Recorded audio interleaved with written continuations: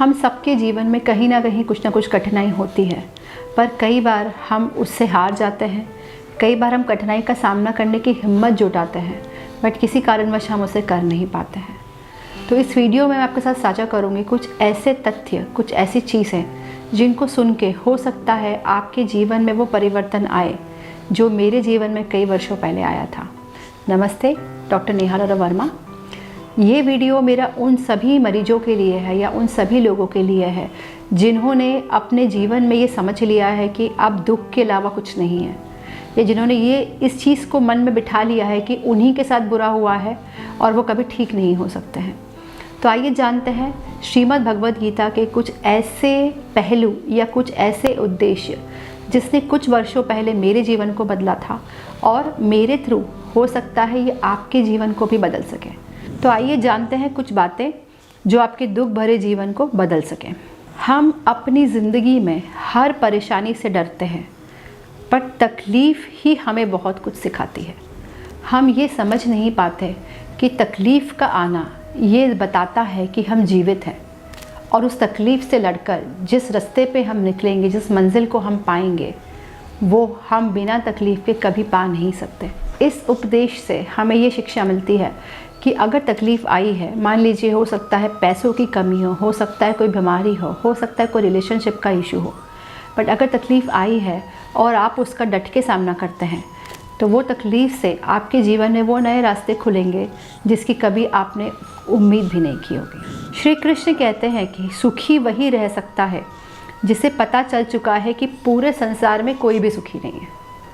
जब हम आशा और निराशा के घेरे से बाहर आ जाते हैं और जो हमारे पास है उससे संतुष्ट हो जाते हैं, ना ही हम बहुत ज़्यादा खुश होंगे, ना ही हम बहुत ज़्यादा दुखी होंगे। मिलता तो बहुत कुछ है ज़िंदगी में, बस हम याद उसी को रखते हैं जो हमें कभी हासिल नहीं हुआ। मैंने इतने लोगों से बात करी है, मैं हमेशा ये सुनती हूँ कि मैडम हमें ये नहीं मिला, पर जो हमें मिला है हम उसको कभी देखते ही नहीं हैं, उसको हम नज़रअंदाज कर देते हैं। तो हम उस चीज़ को लेके दुखी होते हैं जो हमें नहीं मिला। ईश्वर ने हमें इतनी चीज़ें प्रदान की हैं, जो हो सकता है बेहतर स्वास्थ्य है, नौकरी है, रिश्ते हैं, माँ बाप हैं, भाई बहन हैं, जिसकी कदर हम कभी नहीं कर पाते। तो इस उपदेश से हमें ये शिक्षा मिलती है कि जो आपके पास है उसमें संतुष्ट रहिए, और जो आपको हासिल नहीं हुआ तो ईश्वर हो सकता है यही चाहते हो कि वो चीज़ आपके लिए क्योंकि बेहतर नहीं थी इसलिए आपको हासिल नहीं हुई। जो है उसके साथ आप खुश रहें, और जो नहीं है उसका दुख मनाना बंद करें। भरोसा करें उस ईश्वर के फैसले पर। यकीन मानिए हमारी चाहते और ख्वाहिशों से बेहतर उसके दिए हुए फैसले होते हैं। तो हमेशा कोई भी सुख हो चाहे कोई भी दुख हो, अगर हमको ये भरोसा है कि जो भी हमारे जीवन में होगा हमारी नई आवाज़ श्री कृष्ण कर सकते हैं, तो बस हमको उनके ऊपर उस चीज़ को छोड़ देना चाहिए।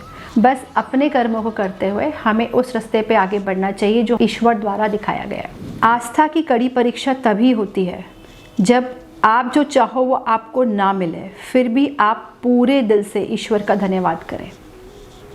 तो आस्था या विश्वास ज़्यादा आपका तब सफल होता है जब आप दुख में हैं और उसके बाद भी आपको लगता है कि नहीं, इस दुख के बाद भी सुख मिलेगा या इस अंधेरे के बाद भी उजाला आएगा, और बस उस ईश्वर पे भरोसा रखते हुए आप आगे बढ़ते जा रहे हैं, तो आपको सफलता पाने से कोई रोक नहीं सकता। किन रिश्तों का मैं अभिमान करूं जो शमशान में आकर ख़त्म हो जाएंगे? किस धन का मैं अहंकार करूं जो अंत में मेरे प्राणों को ही नहीं बचा पाएंगे? किस शरीर का मैं घमंड करूं जो अंत में मेरी आत्मा का बोझ ही नहीं उठा पाएंगे?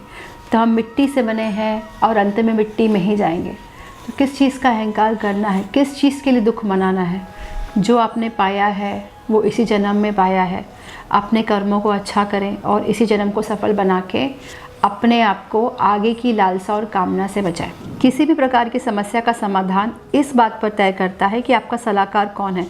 महाभारत का युद्ध भी इसी वजह से हुआ था कि उसमें कौरवों ने जिस सलाहकार को रखा था, उस सलाहकार की वजह से इस युद्ध की नींव पड़ी थी। तो जीवन में आपके सलाहकार कौन है, इससे बहुत महत्व होता है कि आप समस्या का समाधान चाहते हैं या समस्या को समस्या बनाकर ही रखना चाहते हैं। ज़िंदगी की रेस में जो आपको दौड़कर हरा नहीं पाते, वही लोग आपको तोड़कर गिराने की कोशिश करते हैं। तो ये तो जीवन का नियम है। कोई भी आपकी खुशी में खुश नहीं होता है सिवाय आपके घर वालों के और आपकी जीवन संगिनी के। पर जो दौड़ नहीं पाते वो तोड़ते हैं। तो हमें अपने आत्मविश्वास को इतना दृढ़ रखना है कि इतने आसानी से कोई हमारे आत्मविश्वास और आत्मसम्मान को तोड़ ना पाए। अक्सर लोग कहते हैं कि खुश रहा करो, पर मजाल है कि वो खुश रहने दें। तो लोग तो नहीं चाहेंगे कि आप खुश रहें, लोग तो नहीं चाहेंगे कि आप सक्सेसफुल हो, लोग तो नहीं चाहेंगे कि आपकी ज़िंदगी में कोई तकलीफ़ ना हो। पर ये आप पे निर्भर करता है कि आप क्या चाहते हैं। तो लोगों की ना सुने, कुछ तो लोग कहेंगे, लोगों का काम है कहना। छोड़ो बेकार की बातों में कहीं बीत ना जाए रहना। ज़िंदगी में अगर आपके साथ सब कुछ गलत हो रहा है तो धैर्य रखिए। रोने के बाद हंसने का मज़ा ही कुछ और होता है। तो हमेशा अंधेरे के बाद सुबह होगी, हमेशा दुख के बाद सुख आएगा और हमेशा निराशा के बाद आशा आएगी। ये प्रकृति का नियम है और इस नियम को आप अगर अपने मन में दृढ़ निश्चय से बिठा लें तो आप किसी भी चीज़ में दुखी नहीं होंगे, निराश नहीं होंगे। जो आसमान छूने का हौसला रखते हैं वो गिरने से कभी नहीं डरते हैं। जो भी व्यक्ति अपने करियर में, अपने जीवन में बहुत ऊंचाइयों पे पहुंचता है, यकीन मानिए उससे ज़्यादा चोट किसी ने नहीं खाई होती। क्योंकि जितनी बार आप ऊपर चढ़ते हो उतनी में से कई बार आप वापस नीचे गिरते हो, बट वापस खड़े होने वाला ही उस ऊंचाई को पहुंच पाता है, उस ऊंचाई को छू पाता है जिसको हम सफलता बोलते हैं। ज़िंदगी में कभी मायूस ना हो, ज़िंदगी कभी भी अपना रुख बदल सकती है। तो जैसा मैंने अभी आपको पहले बताया कि निराशा के बाद आशा ज़रूर आती है, तो कभी भी मायूस नहीं होना है कि मेरे साथ ही क्यों हुआ, मुझे ही भगवान ने ये तकलीफ़ क्यों दी, या मेरे साथ ही ये सब ऐसा क्यों होता है। जब भी ऐसा होगा कोई ना कोई रास्ता आपके लिए निकलेगा। अब आपको उस रास्ते को पहचानना है और अपने जीवन को बदलने के लिए प्रयास करना है। कमज़ोर लोग बदला लेते हैं, ताकतवर लोग भूल जाते हैं, समझदार लोग माफ़ कर देते हैं। तब आपको ये तय करना है कि आप इन तीनों में से कौन सी श्रेणी में आते हैं। अगर आपको अपने जीवन को सफल बनाना है तो आपको लोगों को माफ़ करना आना चाहिए, ताकि आप उनके बोझ को अपने ऊपर लेके अपना समय व्यर्थ बर्बाद ना करें। अगर आपके पैरों में चप्पल नहीं है तो अफसोस ना करें। कुछ लोग तो हमने ऐसे भी देखे हैं जिनके पास पैर ही नहीं है। तो जो हमें मिला है वो हमारे लिए पर्याप्त है। जो हमें मिला है उसमें हम सुखी रहें और उन लोगों से तुलना ना करें जिनके पास हमसे ज़्यादा है, बल्कि उन लोगों को देखें जिनके पास हमसे भी कम है। जब हम ऐसा करेंगे तो हम अपने जीवन में संतुष्ट भी रहेंगे और सुखी भी रहेंगे। तो ये ऐसे उपदेश हैं जिसको सुन के या जिसको दिनचर्या में आप डेली रूटीन में अपना के आप कहीं ना कहीं उस दुख से जो आप आज झेल रहे हैं या जो आप पे बीत रही है उससे आप पार पा सकते हैं।